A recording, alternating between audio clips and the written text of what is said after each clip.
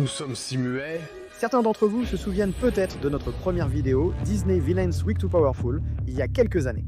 Mais en plus d'ajouter certains des nouveaux méchants de Disney, ou des méchants que nous avons oubliés la dernière fois, nous voulions également reconnaître ou nous avons peut-être sous-estimé ou éclipsé certains méchants que nous avions sur notre liste auparavant. Et avec le nouveau film Disney qui vient de sortir, cela semblait être le bon moment pour le faire. Alors sans plus tarder, je suis Wicked Binge avec Wicked Binge, et ceci est Disney Villain, de faible à puissant. Maintenant, tout comme la dernière fois, pas de méchants Pixar, pas de méchants originaux, de suite directement en disque vidéo numérique, et pas de méchants de la chaîne Disney. Uniquement des méchants de films sortis en salle. Cela dit, il est temps de commencer avec notre méchant, le plus faible, avant de monter en puissance.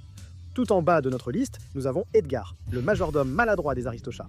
De son statut de humble serviteur à la riche millionnaire Madame de Bonne Famille, à son âge et son manque de véritable force, nous avons estimé que cette fois-ci, il méritait vraiment d'être classé comme le méchant le plus faible. Cela ne veut pas dire qu'Edgar est sans ses propres forces, car il a été au moins assez intelligent pour se débarrasser avec succès de la duchesse et de ses chatons, au moins pendant un court moment. Cela dit, il ne faut vraiment pas être un génie pour tromper quelques chats avec une friandise savoureuse avant de se faufiler au milieu de la nuit. On pourrait aussi soutenir que le fait qu'il était prêt à aller jusqu'au bout de son plan était plutôt stupide, tout ce dur travail, alors qu'il aurait pu simplement accepter d'être un serviteur des chats de bonne famille. Ils seront partis. Maintenant, pense à une solution. Après tout, ce n'est pas comme si les chats seraient vraiment capables de faire quoi que ce soit pour lui résister, s'il décidait simplement de faire le strict minimum pour s'occuper d'eux avant de dépenser le reste de la fortune pour lui-même. Edgar est également extrêmement maladroit. On le voit trébucher sur des choses comme des poubelles, et à peine capable de garder le contrôle de sa moto. Bien qu'il soit capable de tenir tête à eux, il parvient tout juste à ne pas être complètement éclipsé par les chats de ruelle. Il finit par être vaincu en recevant un coup sur la tête. Et bien que ce soit une faiblesse raisonnable à avoir, nous pensons qu'une personne plus forte, ou même simplement un combattant plus capable, aurait pu repousser ou piéger tous les chats avant qu'ils ne le mettent knock-out. Passant de l'un de nos plus anciens méchants à l'un de nos plus jeunes, le suivant est Foxy Foxyloxy de Chicken Little. Désolé de ne pas l'avoir incluse la dernière fois, bien qu'en rétrospective, nous n'ayons vraiment pas manqué grand-chose. Foxyloxy est à son tyran d'école typique. Comme elle est très athlétique et bombastique, il lui est assez facile de rallier ses camarades de classe et même le reste de la ville à sa cause lorsqu'elle se révèle être une star du sport. Ses sports de prédilection semblent être le dodgeball et le baseball, et elle s'avère être très douée dans les deux. Elle a aussi un laquais, Goose et Lucy, à ses côtés, mais alors que Foxy pourrait facilement surpasser quelqu'un d'aussi petit et faible que Chicken Little, ce qui fait tomber Foxy aussi bas, c'est son incapacité à combattre quoi que ce soit en dehors du terrain de baseball. Après tout, c'est juste une enfant. Donc quand elle essaie de combattre l'un des extraterrestres armés d'une pierre, disons simplement que cela ne se passe pas bien. Nous ne lui en voudrons pas d'avoir accidentellement modifié sa personnalité, mais en fin de compte, Foxy est vraiment une menace antagoniste mineure dans le grand schéma du film. Vraiment, parmi il n'est pas étonnant qu'elle soit facile à oublier. Mais alors que certains peuvent la voir comme une copie d'une certaine amoureuse du manteau de Dalmatien, Madame Médusa des Sauveteurs parvient à être un peu plus mémorable. Vous savez, on dit que les diamants sont les meilleurs amis d'une fille. Mais Médusa parvient à pousser cela à l'extrême, étant absolument obsédée par ces choses et faisant de son objectif d'obtenir l'œil du diable par tous les moyens nécessaires. Bien qu'un peu maladroite et avec un tempérament assez notable, Médusa était finalement assez rusée et patiente pour réussir à kidnapper une orpheline à utiliser dans ses plans. Elle sait comment être manipulatrice à travers une fausse gentillesse et de la honte. Et en général, elle sait bien utiliser les gens, bien que sa volonté de simplement jeter ses alliés de côté après qu'ils aient servi leur utilité puisse être considérée comme insensée. Lorsqu'elle est poussée à ses limites, Médusa se montre vraiment impitoyable. Bien qu'il soit difficile de dire à quel point elle est compétente avec une arme à feu, car elle semblait être une assez mauvaise tireuse lorsqu'elle a essayé de tirer sur Penny. Cependant, ce qui ajoute un peu de puissance supplémentaire à son arsenal, c'est son accès à ses acolytes, les crocodiles de Monsieur Snoops, car ils lui sont extrêmement loyaux et à elle seule. Bien que la fin du film montre que même eux ont leurs limites, nous devons à nouveau souligner la plus grande faiblesse de Médusa, à savoir son propre manque de loyauté et sa volonté de mettre tout le monde de côté pour satisfaire sa propre cupidité. Pour vraiment accumuler du pouvoir quand vous ne pouvez pas être dérangé à faire l'effort. Et parfois, on ne peut tout simplement pas battre l'original, et Cruella d'Enfer peut être une force avec laquelle il faut compter quand elle le veut.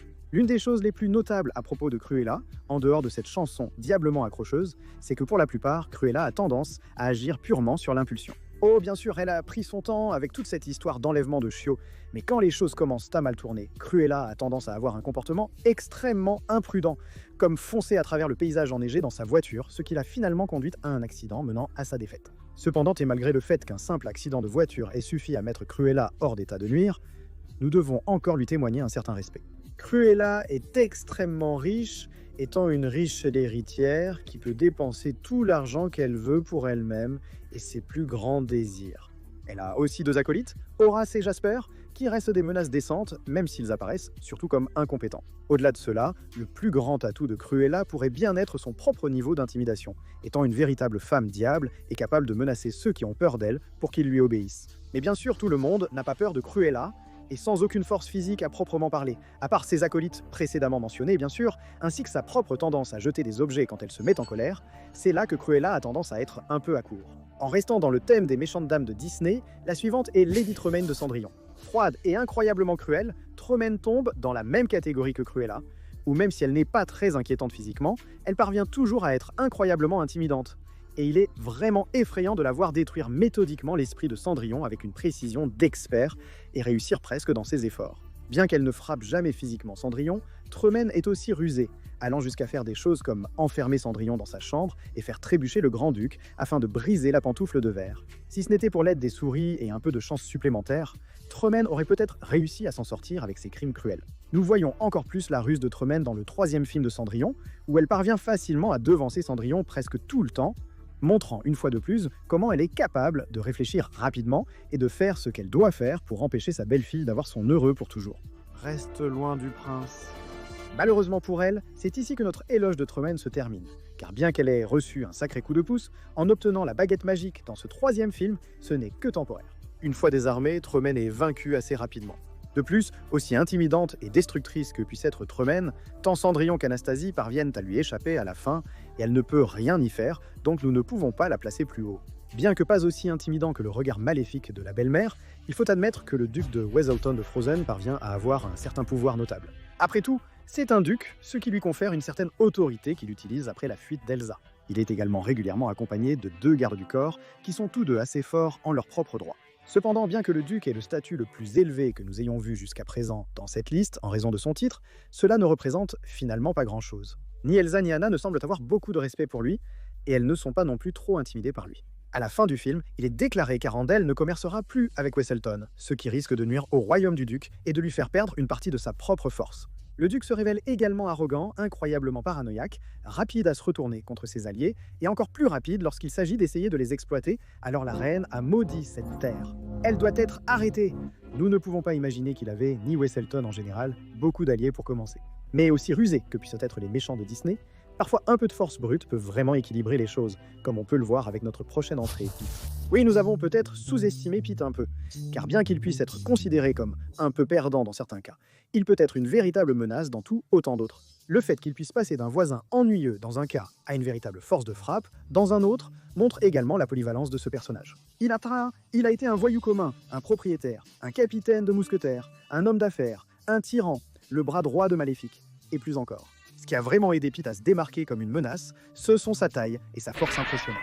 Capable de dominer facilement des personnages comme Mickey et Dingo, aussi bien par sa taille que par sa force, il a même été montré utilisant des armes comme des épées et des pistolets. Il faut aussi reconnaître à quel point Pete a souvent été en position de pouvoir financier sur les autres, étant parfois vu comme plus riche que les autres personnages. Cependant, nous reconnaissons que le gars n'est pas le plus brillant, et même avec toute cette graisse et ses muscles, il ne faut généralement pas grand-chose pour le faire tomber une fois que les gentils parviennent à le déjouer et à le dominer. On pourrait dire la même chose du capitaine Crochet de Peter Pan, qui, malheureusement pour lui, semble alterner entre être une blague et être une véritable menace. Pour ce que ça vaut, avoir sa propre petite armée de pirates le place bien au-dessus de la plupart de nos méchants solitaires précédemment classés. À l'exception de son premier matelot Smee, le reste de ces pirates se sont tous assez compétents, du moins au point de pouvoir submerger et capturer avec succès les garçons perdus et les enfants Darling. En ce qui concerne ses propres forces personnelles, bien que Hook soit facilement frustré, il a ses moments où il peut être sournois et presque gentleman, ce qui l'aide à tromper brièvement la fée Clochette pour lui dire où se trouve la cachette de Peter, ainsi qu'à manipuler Jane, la fille de Wendy, dans la suite du Retour au pays de jamais jamais. On ne peut également pas nier que le gars est un combattant assez décent, ayant la force de jeter un pirate à la mer à une main ou d'ouvrir la gueule d'un crocodile. Et il est aussi assez bon avec une épée, toute autre chose considérée.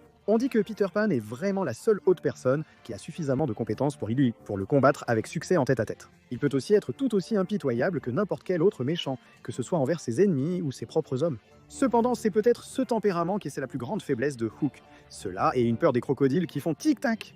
Mousse. Parce qu'il est si déterminé et obsédé par la vengeance, lorsque les choses commencent à mal tourner, il peut être très facile de le déstabiliser, ce qui le conduit à prendre des décisions stupides. Malgré tout, la capacité de Crochet à être à la fois suave et véritablement menaçant au moins une partie du temps est ce qui le place si haut dans notre classement. En toute honnêteté, le respect et le charme peuvent vous mener assez loin dans les meilleures circonstances. Et le prince Hans le prouve à merveille.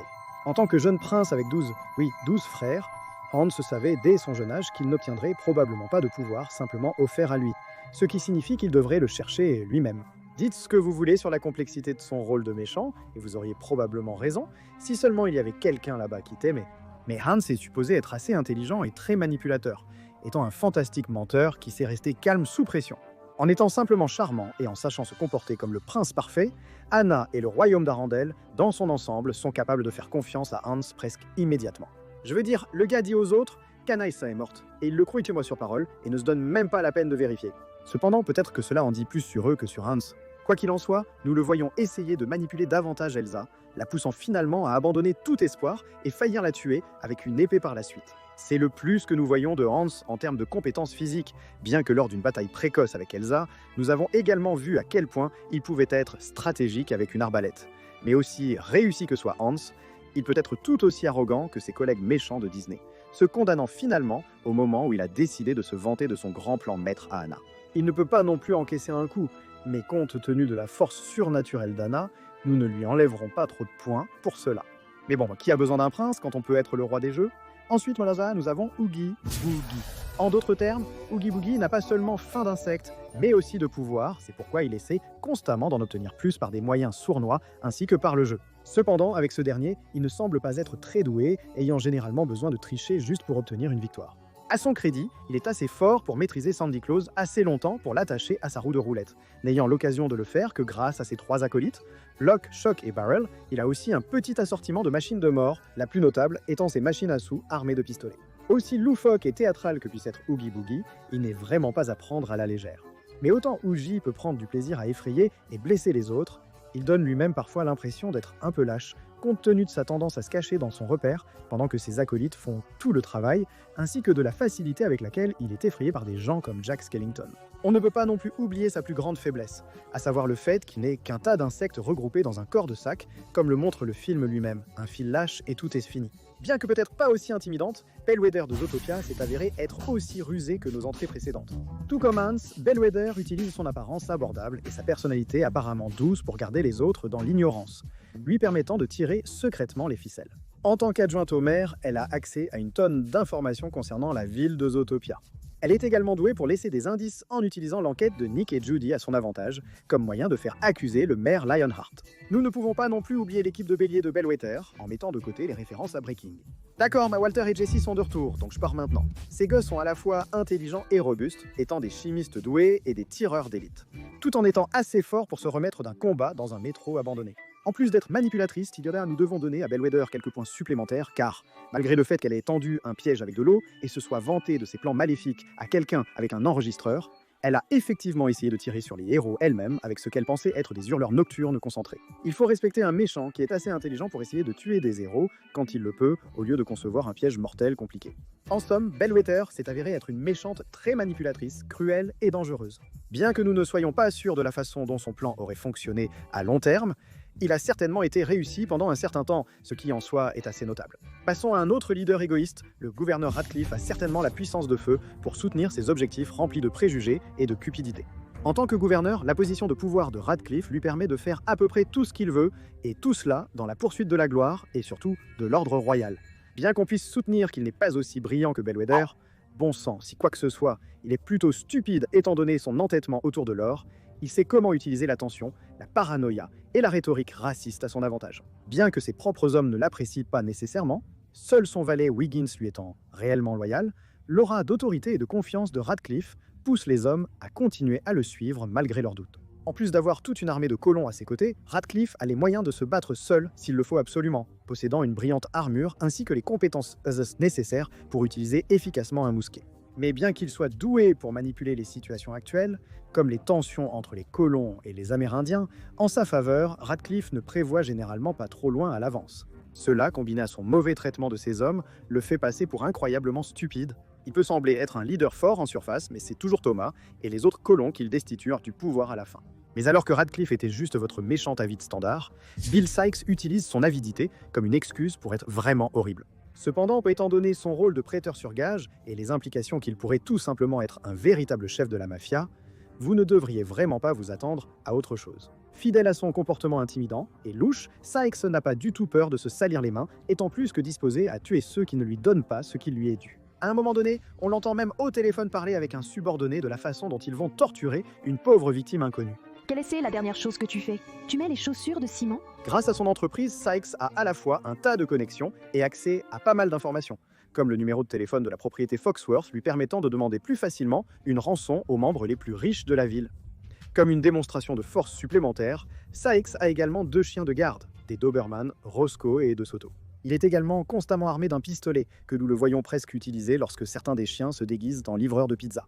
On ne peut pas non plus ignorer la résistance de Sykes, étant donné qu'il a pu facilement se remettre d'un coup de poing à travers la vitre d'une voiture à travers tout cela.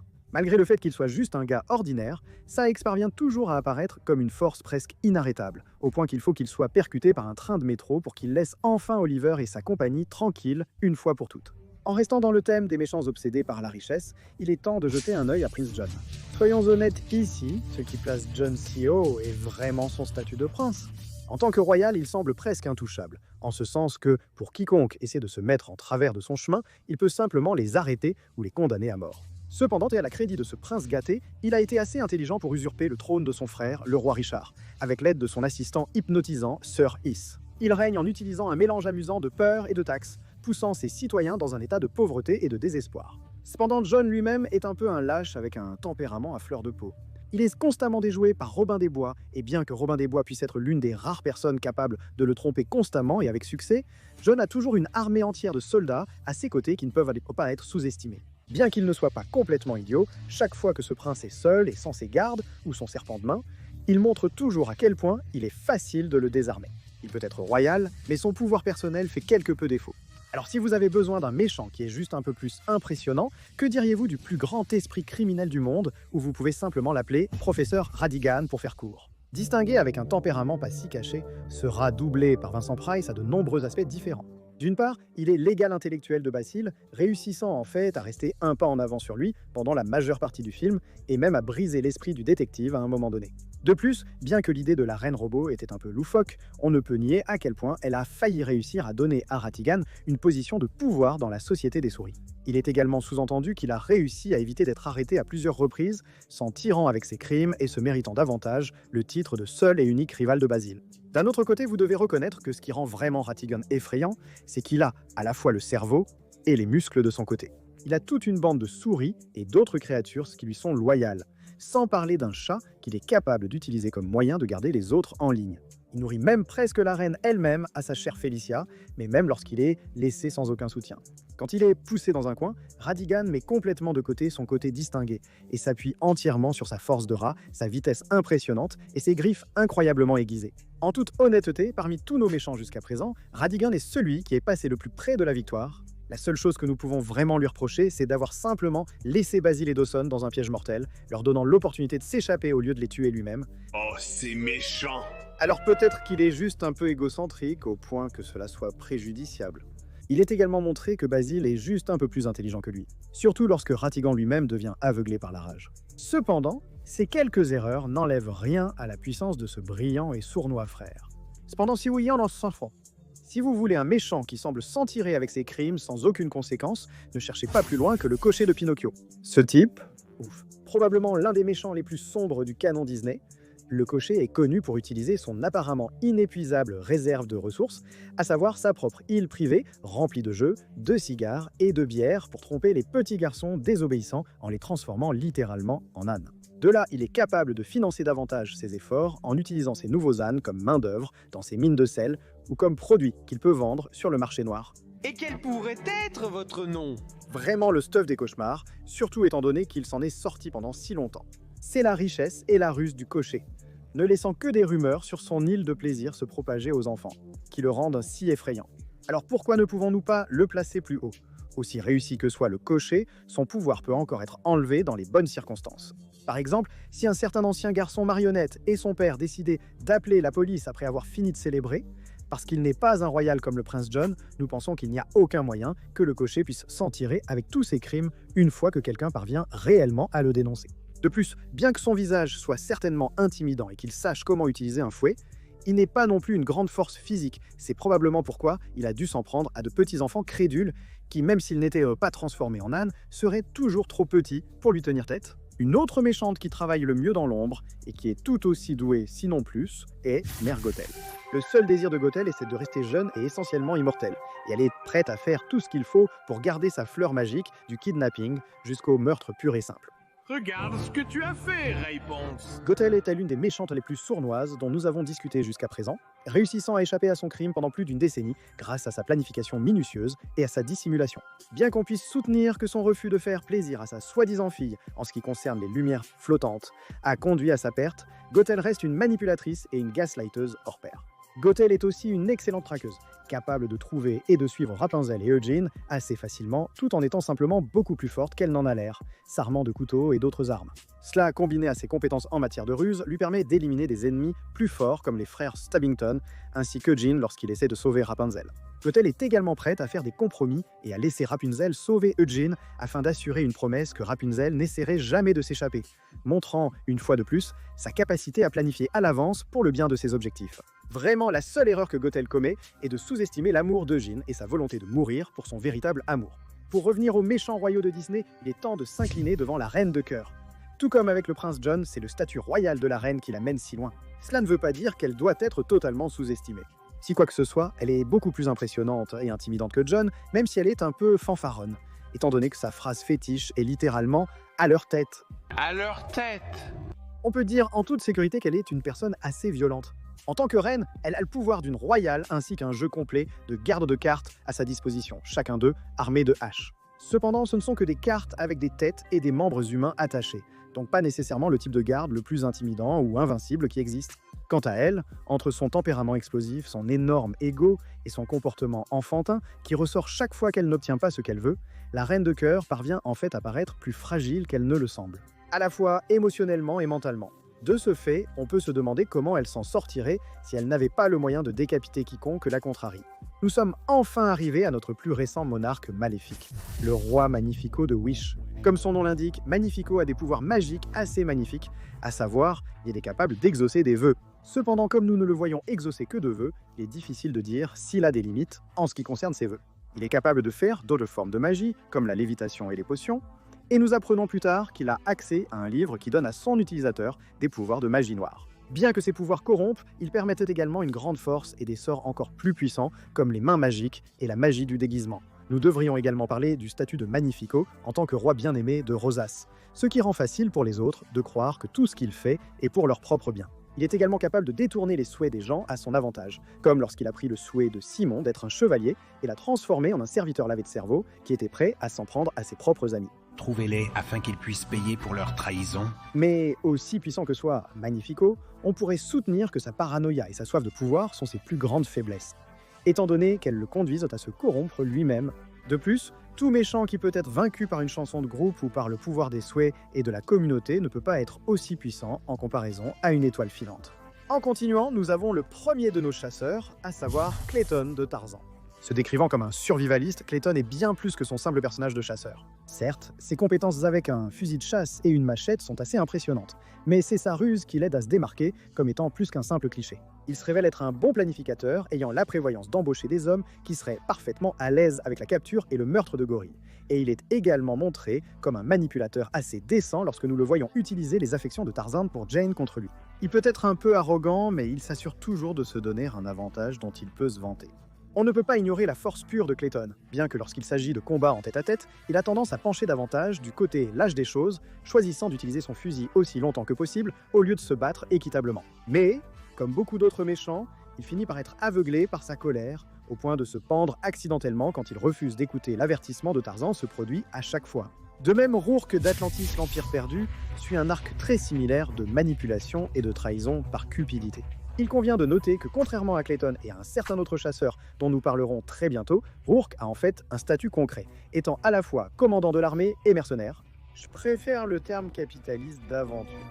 Cela lui donne plus d'autorité que s'il était simplement une brute, amenant les autres personnages à continuer à lui faire confiance jusqu'à ce qu'il soit presque trop tard. Il se révèle également plus compétent que d'autres leaders de cette liste, comme le gouverneur Radcliffe. Ce qui ajoute encore à la renommée de Rourke, c'est son talent pour diriger des expéditions, ainsi que ses compétences avec une variété d'armes, comme les pistolets, les couteaux et les haches.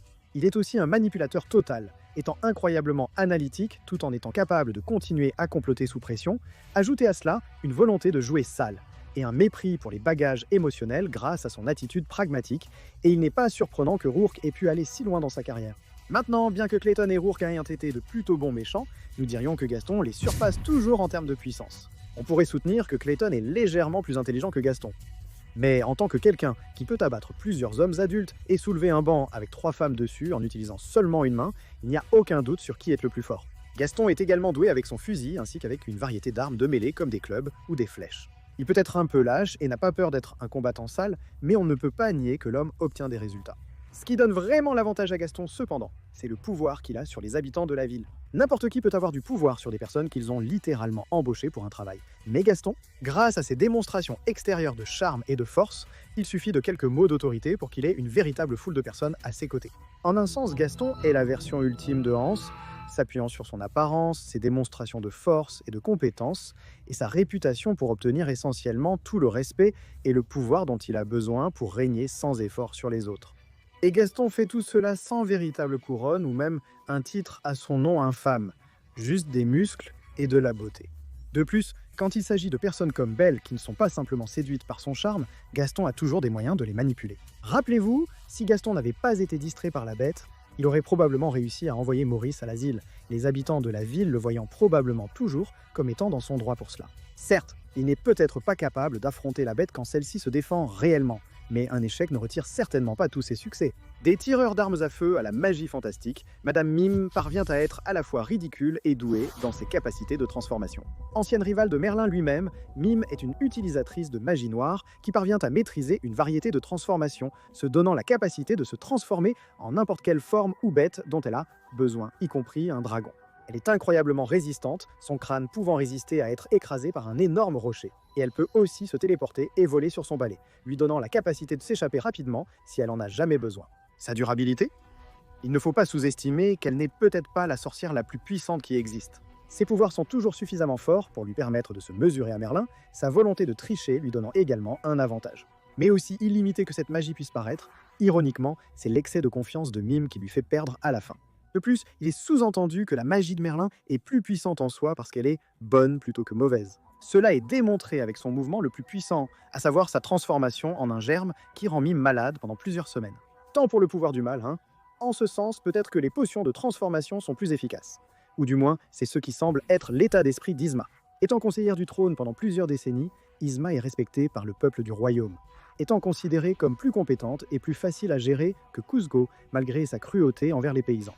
Quand Kuzco semble mourir, il est incroyablement facile pour elle de prendre le contrôle du royaume, les gardes du palais montrant leur loyauté au point de sacrifier leur vie pour elle dans les tentatives de capturer Kuzco et Pacha. Et j'ai été transformé en vache. En parlant des aides embauchées par Yzma, on ne peut pas oublier Kronk.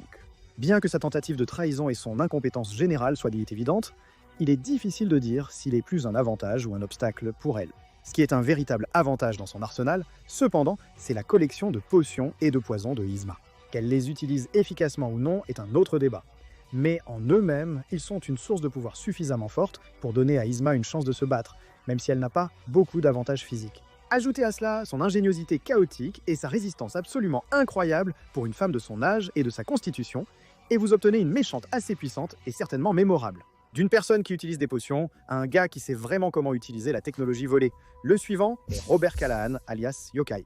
D'accord, donc il n'est pas aussi amusant ou aussi cool qu'Yzma, selon certains. Étant une histoire très typique de quelqu'un qui aurait pu avoir une vie assez correcte s'il n'avait pas été aveuglé par la vengeance. Et c'était son erreur. Les mêmes à part, on ne peut pas nier que Callahan est très intelligent en élaborant un plan assez parfait lorsqu'il s'agit de voler les microbos de Hiro et de les utiliser de manière incroyablement efficace. Avec sa nouvelle personnalité sans cœur vient une volonté de faire tout ce qu'il faut pour réussir son plan de vengeance. Et nous voyons Yokai utiliser ses microbos de différentes manières, sachant exactement comment capturer chaque membre de l'équipe de Ido, bien que temporairement. Mais en toute honnêteté, aussi puissants que soient les microbos, la plus grande force de Callahan est aussi sa plus grande faiblesse. Une fois qu'un certain nombre de microbos sont détruits ou perdus, nous voyons Callahan sans aucune sorte de défense, ce qui conduit à une défaite très facile. Vraiment, on pourrait penser qu'un gars, apparemment aussi intelligent que lui, aurait compris le plan final de Ido un peu plus rapidement. Mais pour ceux qui veulent un exemple plus traditionnel d'être une armée d'un seul homme, ou plutôt d'une seule femme, ne cherchez pas plus loin que Namahari de Raya et le dernier dragon. Maintenant, oui, nous savons que Namahari a eu une sorte de rédemption et techniquement n'est pas un méchant. Cependant, elle a joué suffisamment un rôle d'antagoniste pour que nous estimions qu'elle compte pour ce classement. La première chose à prendre en compte est son statut de princesse de Fang de Kumandra, qui est l'un des royaumes les plus puissants du pays. En tant que princesse, elle a accès aux soldats de son royaume qu'elle utilise dans ses voyages pour trouver et capturer Raya. Contrairement à la plupart des autres méchants, Namahari ne règne pas par la peur, mais est au contraire aimée de ses citoyens, en particulier des enfants du royaume, ce qui renforce encore son pouvoir en tant que royale. Fang est également connu pour ses chats géants, que Namahari sait aussi utiliser. Quant à ses propres forces, Namahari est une combattante incroyablement douée, maîtrisant des armes telles que les épées doubles et les arbalètes. Elle a également démontré être assez brillante et calculatrice, ce qui fait d'elle le rival complet pour Raya et son équipe. Si ce n'était pas pour le fait qu'elle devient une héroïne à la fin du film, étant forcée de travailler avec Raya et les autres pour aider à sauver le monde, Namahari aurait peut-être eu une place de choix sur notre liste. Mais pourquoi être intelligent ou intimidant quand on peut tout simplement enfreindre les règles, comme l'a démontré King Candy alias Turbo? Souvent considéré comme le meilleur des méchants modernes de Disney avec un twist, il n'est vraiment pas difficile de comprendre pourquoi. En réalité, le fait que Turbo ait eu les compétences et les talents pour pirater un autre jeu, et se donner essentiellement un laissez-passer pour faire ce qu'il voulait, est la chose la plus impressionnante à son sujet.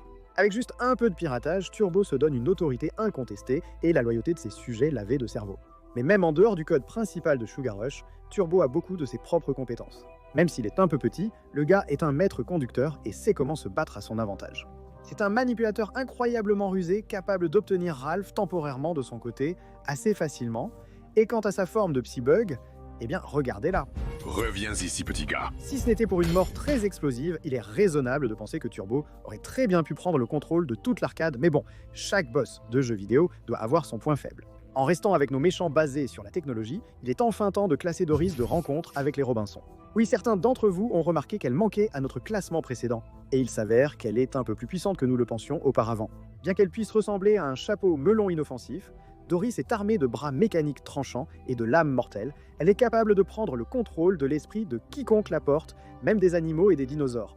Et même lorsqu'elle ne contrôle pas directement les gens, sa relation avec le Goob adulte montre à quel point elle peut être rusée en matière de manipulation. Ensemble, nous formions l'équipe parfaite. Ce qui la place si haut est le simple fait que, dans une chronologie alternative où elle avait la capacité de se multiplier, elle a pu prendre le contrôle du monde et transformer toute l'humanité en ses marionnettes. Cependant, tout comme avec quelqu'un comme Callahan, la grande faiblesse de Doris éclipse un peu toutes ses forces. Elle peut avoir la capacité de prendre le contrôle du monde, mais elle doit d'abord être portée par quelqu'un en position de pouvoir, lui donnant ainsi les moyens de fabriquer toute une ligne de chapeaux Doris, et d'obtenir suffisamment d'humains pour les porter avant de mettre en œuvre son grand plan. Bien qu'elle puisse encore se défendre en cas de danger, ses objectifs de prendre le contrôle du monde dépendent tellement des autres que nous ne pouvons pas la placer plus haut. Les méchants de science-fiction sont vraiment hors de ce monde, et le capitaine Gantu parvient à être une force assez impressionnante à lui seul. En ignorant son éventuelle révocation, la position de Gantu en tant que capitaine de la Fédération Galactique lui a accordé beaucoup de respect et d'autorité. Il est incroyablement brutal, et bien que son absence de stratège brillant ou de manipulateur puisse être considérée comme un défaut, il est indéniable que la véritable puissance de Gantu réside dans sa taille et sa force pure. Tout ce que nous pouvons dire, c'est que c'est une bonne chose que Stitch soit indestructible, sinon leur combat aurait pu devenir désordonné. Il convient également de noter que Gantu est un pilote doué et peut utiliser efficacement à la fois des blasters à plasma et des canons à filet. Honnêtement, la seule véritable faiblesse du gars est qu'il peut être un peu arrogant et impulsif, bien que pas du tout au point d'être carrément destructeur ou nuisible, comme avec d'autres méchants dont nous avons parlé. En restant sur le thème des extraterrestres pour l'instant, le Scrooge de la planète au trésor n'est peut-être pas un homme requin géant, mais il est tout de même aussi intimidant qu'un, peut-être même plus. Contrairement à Silver, qui a un côté maléfique plus subtil et qui donc ne se soucie pas des effusions de sang inutiles, on montre que Scrooge n'hésite jamais lorsqu'il s'agit d'éliminer ceux qui se dressent sur son chemin. Qu'il s'agisse de simples passants innocents comme Monsieur Harrow ou de son propre capitaine. En plus d'être incroyablement sournois et un grand menteur, les capacités extraterrestres de Scroop lui permettent de grimper sur les murs et le plafond de n'importe quelle zone, lui donnant un avantage aérien dans un combat. Il est également montré comme étant furtif, fort et un combattant globalement compétent. Il est toujours capable d'être trompé par Jim à la fin, mais Scroop l'a quand même eu sur la corde pendant un bon moment et aurait probablement gagné le combat à plusieurs reprises si ce n'était pour l'intervention de Morph, et un peu de chance supplémentaire du côté de Jim. D'accord, Maintenant, nous entrons dans la cour des grands. Et qui de mieux pour nous lancer que le juge Frollo? Frollo sert en tant que puissant ministre de la justice parisien, utilisant sa position de pouvoir comme moyen de purger ceux qu'il considère comme des pécheurs, à savoir le peuple romani comme Esmeralda. Bien qu'il ne soit qu'un juge, il est toujours capable de condamner les gens à l'emprisonnement et à la mort sans beaucoup de discussion, ainsi que de commander aux soldats de faire son offre comme s'il était un roi, renforçant ainsi son autorité. La sentence pour insubordination est la mort. Bien qu'il ne soit pas physiquement puissant, il est toujours assez fort pour tuer la mère de Quasimodo, ainsi que pour retenir Esmeralda, et nous le voyons également utiliser des dagues et des épées pour essayer de tuer des gens de ses propres mains. En parlant de Quasimodo, le niveau de manipulation et de gaslighting de Frollo lorsqu'il s'agit de son rôle de parent de substitution éclipse même celui de Mergotel, et même lorsque Quasi essaie de se rebeller contre lui, Frollo utilise toujours Quasi comme moyen de trouver la cour des miracles. En réalité, ses seules faiblesses sont qu'il n'a aucune autorité à l'intérieur de l'église, bien que cela tombe également à l'eau lors du climax du film et que Quasi est physiquement plus fort que lui, même s'il faut un certain temps à Frollo pour vraiment comprendre cela. Pour notre prochain classement, nous avons les plus célèbres copains, grands félins de Disney, à savoir Shere Khan et Scar. En termes de puissance, ces deux-là sont incroyablement similaires. Ce sont tous deux de grands félins qui ont des griffes et des crocs, mais qui ont tendance à compter davantage sur leur talent de manipulation et d'intimidation dans leur tentative pour acquérir du pouvoir. Shere Khan est également considéré comme le prédateur le plus vicieux de la jungle, semblant avoir plus de force physique que Scar. Cependant, Scar a sa propre armée de hyènes, qui, en dehors de la confrontation finale du film, parviennent à lui rester fidèles malgré sa cruauté. En fin de compte, Scar et Shere Khan ont tous deux leur propre peur. Scar craignant Mufasa, c'est pourquoi il a dû tromper son frère et le prendre au dépourvu afin d'avoir une chance de le tuer. Et Shere Khan craignant le feu. Nous pensons qu'en termes de pouvoir, ils sont tous deux assez équivalents, étant habiles et intimidants à leur manière unique, mais toujours similaire. Réussir à être encore plus méchante que ses chats est la seule et unique reine maléfique. Comme son nom l'indique, la reine maléfique est une monarque puissante. Bien qu'en dehors de son miroir magique et d'un chasseur solitaire, nous ne voyons pas vraiment beaucoup d'exemples où elle commande aux autres. C'est peut-être pour cela que ses propres pouvoirs restent si remarquables au fil des ans. En tant qu'utilisatrice de magie, la reine est capable de se déguiser en vieille sorcière, incitant Blanche-Neige à baisser sa garde. Nous ne pouvons pas non plus oublier ces fameuses pommes empoisonnées, dont le seul remède est le baiser du véritable amour. Bien que ce soit finalement un autre cas où un méchant de Disney bénéficie d'un petit coup de pouce de son statut, même si nous ne voyons pas vraiment beaucoup de son règne sur son royaume, la ténacité de la reine maléfique et ses capacités maudites font d'elle une force avec laquelle il faut compter. C'est dommage que sa jalousie et une chute d'une falaise ayant suffi à la faire disparaître. Mais alors que la reine maléfique cherchait peut-être l'adoration, on peut dire en toute sécurité que le docteur Facilier a fait son meilleur travail dans l'ombre. Bien qu'il aurait été facile de prétendre simplement que le docteur Facilier n'était puissant que grâce à ses relations avec ses amis de l'autre côté, il est clair que Facilier est incroyablement puissant en son propre droit. Et de plus, il sait comment utiliser efficacement ses pouvoirs. Maître en vaudou, il est capable de jeter des sorts, de créer des illusions et de contrôler les ombres et les ténèbres afin de se donner sa propre petite armée pour exécuter ses ordres. Maintenant, on cuisine. On va se trouver une grenouille. Gardez à l'esprit que ces ombres elles-mêmes sont également assez puissantes, n'étant arrêtées que par de puissantes sources de lumière, comme la magie de Mamaodi ou la lumière de Rei. Mais tout comme les autres méchants, l'habileté la plus puissante du docteur Facilier est son talent pour la manipulation. Bien que cela n'ait pas fonctionné sur Tiana, il a quand même réussi à tromper et manipuler Lawrence et Naveen. Malheureusement, tout ce pouvoir n'a pas pu le sauver lorsqu'il n'a pas pu rembourser sa dette, donc bien qu'il ait pu être un maître du vaudou, il n'était finalement qu'immortel. Du bayou à la mer, nous avons ensuite Ursula. Comme Facilier, la principale source de pouvoir d'Ursula provient de sa magie, notamment ses potions et ses malédictions, ainsi que ses accords inébranlables. Bien que cela puisse nécessiter un peu plus d'efforts et de temps, certains de ses sorts sont presque aussi puissants que ceux du trident de Triton, notamment ceux qui impliquent une transformation. D'ailleurs, une fois qu'elle met la main sur ce trident, elle montre son véritable potentiel en tant que sorcière de la mer. Mais bien que cela puisse être une augmentation de puissance temporaire, ce qui n'est pas temporaire, ce sont les attributs physiques propres à Ursula qui lui permettent de rester une force avec laquelle il faut compter, même sans sa magie. Cela inclut son grand physique, ses nombreuses tentacules fortes et sa paire d'anguilles électriques. Ajoutez à cela le fait qu'Ursula restait capable d'espionner facilement les autres, lui permettant de rester un pas en avant. Et il n'est vraiment pas étonnant que Triton considère Ursula comme une telle menace. Bien que peut-être pas aussi puissant que nous le pensions auparavant, le roi cornu parvient toujours à être une menace assez notable dans le canon Disney. Encore un autre lanceur de sorts, le roi cornu est assez notable, même si le film dont il est issu est souvent oublié par la plupart des gens. Parmi son éventail de puissantes capacités magiques figure la capacité de contrôler une armée de guerriers immortels, ainsi que la capacité d'utiliser le chaudron noir qui peut ressusciter les morts. Levez-vous, mes messagers de la mort. Nous ne pouvons nier que ce sont des capacités assez puissantes, des capacités qui pourraient facilement changer définitivement le cours d'un combat lorsqu'elles sont utilisées correctement. Nous le voyons aussi brièvement se téléporter une ou deux fois. Il est aussi assez fort comme nous le voyons combattre Taran lors du climax du film. Cependant, étant donné que le roi cornu est essentiellement juste un cadavre, il finit par ne pas être très durable et est déchiré par son propre chaudron noir. Il est parti? Cela peut être sa propre source de pouvoir, ce qui en soi est une faiblesse notable, car nous ne savons pas à quel point il est puissant sans elle, mais le fait qu'il ne peut pas résister à sa propre puissance destructrice est un signe que peut-être le roi cornu est plus faible que nous le pensions initialement. Nous sommes enfin arrivés au dernier de nos méchants purement humains, et il n'y a personne de mieux pour couronner cette catégorie que Shan Yu de Mulan. Certes, Shan Yu n'a peut-être pas de magie surnaturelle ni de technologie à ses côtés, mais c'est un sacré soldat. En tant que leader des Huns, Shan Yu a à un moment eu des centaines, peut-être même des milliers de soldats qui lui étaient complètement et totalement loyaux, quelles que soient les circonstances. Shan Yu et ses hommes sont incroyablement doués, armés d'épées, de couteaux, d'arcs et plus encore. Shan Yu a également un faucon de confiance qui l'aide à suivre et à espionner ses ennemis. Et lui-même est presque surnaturellement fort, capable de briser des toits en bois et de renverser de grands piliers comme s'ils ne représentaient rien. Shan Yu est également un grand stratège, comme nous le voyons quand lui et ses hommes parviennent à se faufiler dans le défilé avec leur déguisement de dragon. Mais ce qui nous a vraiment impressionnés, c'est la pure résistance de Shan Yu. Le gars, et même certains de ses soldats, ont réussi à survivre après avoir été enterrés sous plusieurs pieds de neige. Certainement pas quelque chose à négliger, étant donné à quel point cette avalanche a été fatale pour tout le monde. Dommage que Shan Yu n'était pas aussi à l'épreuve des feux d'artifice. Et pour clore notre top 5, parlons du deuxième crabe le plus célèbre de l'histoire de Disney, Tamatoa. Nous devons rendre hommage à ce gars. Il a certainement tiré le meilleur parti de son temps d'écran limité.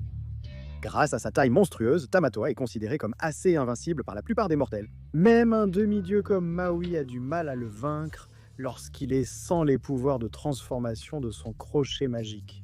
En bref, ce gars est tout en style et en force, avec sa coquille dure, recouverte d'or, qui est tout aussi robuste et dangereuse que ses énormes pinces. Si quelqu'un essaie de le combattre sans aucun plan de secours ou arme puissante, il ne fait aucun doute qu'il risque fort d'être écrasé. Cependant, Tamatoa est très facile à tromper, comme nous le voyons Moana le faire 2 fois. Et de plus, sa taille gigantesque finit par être un inconvénient lorsque Moana trouve un moyen de le renverser. Avez-vous aimé la chanson? Mais bon, au moins sa chanson était entraînante. Passons maintenant à l'assistant royal le plus infâme du monde animé, Jafar. Sorcier maléfique et vizir, Jafar ne pense qu'à acquérir autant de pouvoir que possible. En tant que voyant, il est capable d'espionner les autres et de localiser d'autres sources de pouvoir comme la lampe magique. Jafar est également capable d'hypnotiser les gens avec son bâton magique, assurant que quiconque ne le respectait pas déjà se soumettrait encore à son autorité. Et bien sûr, le principal pouvoir de Jafar provient de ses souhaits qui finissent par le transformer en un génie tout-puissant. Évidemment, être un génie a une grande faiblesse, mais comme nous l'avons vu dans le retour de Jafar, même lorsqu'il est contraint de servir un maître, Jafar a une certaine marge de manœuvre concernant ses pouvoirs et la façon dont il est capable de les utiliser contre ses ennemis. Mais même lorsqu'il se trouve dans une situation où il semble être rendu impuissant, la ruse et l'ingéniosité générale de Jafar parviennent toujours à le maintenir un pas en avant de la plupart des gens, même si un certain rat des rues a réussi à le tromper à la fin. Honnêtement, il y a une raison pour laquelle il semble être le leader de facto quand il s'agit de choses de méchants Disney. Eh bien lui et une certaine autre méchante. Nous sommes maintenant arrivés au véritable représentant du mal, en commençant par la méchante maîtresse elle-même, Maléfique. Étant notre dernière véritable ensorceleuse du lot, Maléfique utilise principalement la magie noire, les malédictions et la métamorphose pour se donner un avantage sur les autres fées et utilisateurs de magie dans le royaume. Elle décrit littéralement son ensemble de pouvoirs comme tous les pouvoirs de l'enfer, et vu sa cruauté, nous ne la voyons jamais se retenir en ce qui concerne ses pouvoirs. Elle peut créer d'énormes forêts d'épines presque impossibles à traverser, et Merryweather laisse entendre que Maléfique est capable de contrôler la météo et de créer des forces comme des tempêtes de gel mortel. Même la tromperie semble être inutile contre elle, étant donné qu'après que les bonnes fées aient fait de leur mieux pour protéger Aurora, Maléfique a quand même réussi à l'attirer vers un rouet. Bien qu'elle se présente comme une force imparable en soi, elle a toujours beaucoup de soutien grâce à ses soldats cochons et son fidèle corbeau Diablo. Enfin, vous ne pouvez tout simplement pas oublier sa forme de dragon mortel avec ses flammes vertes vives qui sont assez chaudes pour faire fondre des briques. En regardant tout cela, on a presque l'impression que c'est une échappatoire, qu'elle puisse être vaincue par une épée enchantée et purifiée, mais si elle est vraiment l'incarnation du mal, alors on suppose que si elle devait être vaincue par une seule chose, il serait logique que ce soit la bonté concentrée. Obtenant notre médaille d'argent de puissance, nous avons Chernabog de Fantasia. Maintenant, étant donné que c'est un peu un bouleversement par rapport à la dernière fois, nous sommes sûrs que certains d'entre vous étaient confus. Mais écoutez-nous simplement. Bien que pas vraiment un personnage à part entière, Chernabog est vu à la fois comme Satan et comme une incarnation brute du mal, étant plus une force de la nature qu'autre chose. Il est capable d'invoquer des esprits, des démons et du feu. Bien que nous ne le voyions pas vraiment faire quoi que ce soit avec ces choses, il les invoque simplement parce que c'est ce qu'il fait. Bon sang, il jette même ses propres sbires et démons dans les flammes de la montagne chauve pour s'amuser, donc ce n'est pas comme s'il invoquait une armée pour une raison spécifique. De plus, bien qu'il soit sous-entendu que Chernabog est immortel, car il est, vous savez, Satan, il a toujours peur de choses comme la lumière du soleil et les hymnes d'église. Si ce sont ses faiblesses, peut-il vraiment être tout-puissant ? En toute honnêteté, le pouvoir de Chernabog semble dépendre plus de l'interprétation que le public fait de lui que de toute autre chose. Et pour nous, il y a un autre personnage immortel dans le canon Disney qui parvient à poser beaucoup plus de menaces. Enfin, notre médaille d'or du pouvoir revient à Hadès, seigneur des morts. Le nom est Hadès, seigneur des morts. Salut, comment ça va? Oui, nous optons pour Hadès cette fois-ci, car il est un dieu littéral. Comme tout dieu, il possède une grande variété de capacités surnaturelles, de la magie et du feu de l'enfer, à la capacité de conclure des accords inébranlables. Bien qu'il puisse encore être blessé ou temporairement emprisonné, Hadès est toujours immortel, ainsi que très résistant, et ne peut donc jamais être véritablement vaincu. Il sait comment travailler depuis l'ombre et était incroyablement proche de changer son destin, même si ses deux sbires et Meg ont finalement fait obstacle. Décrit comme une sorte de vendeur de voitures à la parole rapide, Hadès sait comment réfléchir rapidement malgré son tempérament de feu, qu'il contrôle en réalité assez bien, tout en ayant également les capacités de mettre en œuvre tout plan dont il a besoin. En parlant de ses capacités, le fait qu'il semble être le seul capable de contrôler complètement les Titans, ces énormes forces de la nature presque inarrêtables, témoignent de la puissance que Hadès peut avoir lorsqu'on lui en donne l'occasion. Pour toutes ces raisons, nous pensons que Hadès doit simplement être en haut cette fois-ci. Mais bon, peut-être que nous changerons d'avis plus tard, ou peut-être qu'un futur méchant de Disney sera réellement capable de le surpasser. Pour l'instant, cependant, il n'y a personne de plus puissant dans le canon de Disney, à notre avis, que Hadès.